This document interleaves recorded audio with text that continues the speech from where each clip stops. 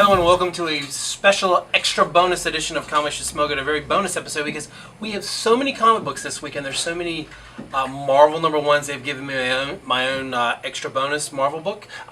Here I am in my own kind of, here in Zanadu Comics. Zanadu sounds like it should be something in Doctor Strange. So this is our own like Sanctum Sanctorum of Doctor Strange books, which #1 movie, so come in here and get some great stories. But #1 this week, some really awesome ones. Invincible Iron Man, #1, starring brand new character Riri Williams. She's going to be Ironheart, but before she gets in the red and the gold, she's got to get out of the silver. So this is kind of taken back to her story. So even though we still don't know what's going to go on with Civil War II, The Aftermath, we know that Tony Stark is missing in action. And Riri's a young genius. She invents her own Iron Man armor. She becomes her own hero. And so she is kind of recruited by Tony Stark to kind of continue his legacy.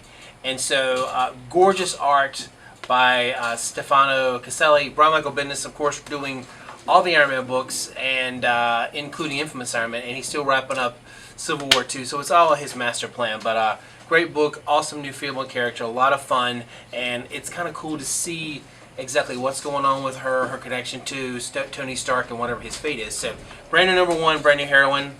More awesome female heroines are also debuting this week. Black Panther, ahead of the movie, the new book has been pretty amazing, and to tie into that, this is kind of I want to make sure I say this right, the Dora Milaje, a.k.a., I don't know what that means in the other language, but it means awesome, amazing warrior women who, in the Black Panthers culture, they are kind of raised to be these ultimate amazing warrior women who are like bodyguards for the king and sometimes serve as his future queens. But this is the story about some of the women. If you've been reading Black Panther, which we probably have some cool volumes of that here, kind of told the backstory of two of those women who've kind of risen to the top in that, and this is their kind of backstory.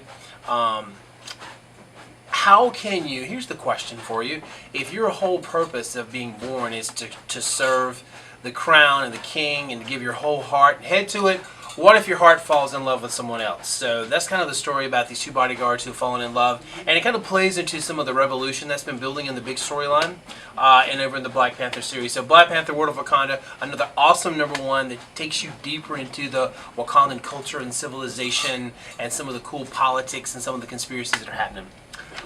Then here's a new #1. It's actually a 1.1 that's going a blast into the past. Now, last week we had the New Avengers 1 by Mark Waid and Mike Del Mundo, which was kind of the aftermath of Civil War II. I had Kang, you had Sam Wilson. And here's the thing, in the history of the Avengers, it happens all the time now in comics, but way back in the day it used to be like, this was pretty radical when you had these popular Avengers and all of a sudden Marvel says, okay, we're going to get rid of all these other guys and we're going to bring in 3 supervillains and this guy who's been thought out of ice. Now, of course, we know that the guy thought out of ice was Captain America, Steve Rogers, and those villains were Scarlet Witch, Quicksilver, Hawkeye, and the rest is history. But there's a secret history, and Mark Waid is also going to be writing this, and he's teaming up with Barry Kitson to kind of tell you the untold story of what really happened when some of the founding original Avengers left, and these kind of, at the time, kind of radical new members joined the team in their first big adventure. So a lot of retro fun with kind of an untold story of the Avengers. And probably one of the most controversial, divisive stories. You either love it or you hate it. It was One More Day, when they decided that Peter Parker shouldn't be married anymore. He should have never, and they kind of retconned, so he was never married to Mary Jane. So last year during Secret Wars, when we had all these different realities of Marvel, one of the popular ones was obviously Amazing Spider-Man Renew Your Vows. It must be popular because here it is, a brand new story.